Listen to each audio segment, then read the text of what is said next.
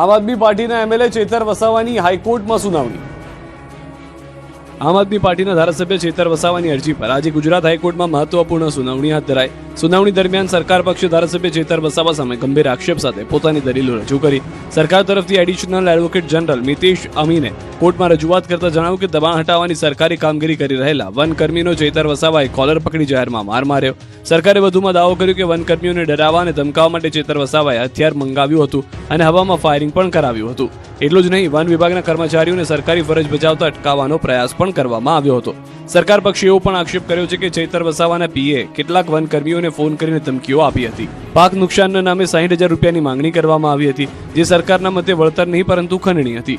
સરકારનું કહેવું છે કે આ તમામ કાર્યવાહી ચેતર વસાવાને ઇશારે કરવામાં આવી. સરકારે કોર્ટમાં સ્પષ્ટ જણાવ્યું કે પોલીસ અને સરકાર દ્વારા કરવામાં આવેલી સમગ્ર કાર્યવાહી સંપૂર્ણપણે કાયદાકીય અને નિયમો મુજબની છે. હાઈકોર્ટે બંને પક્ષની દલીલો સાંભળ્યા બાદ હવે આ મામલે આગામી સુનાવણી સોમવારે હાથ ધરવાનો નિર્ણય કર્યો છે.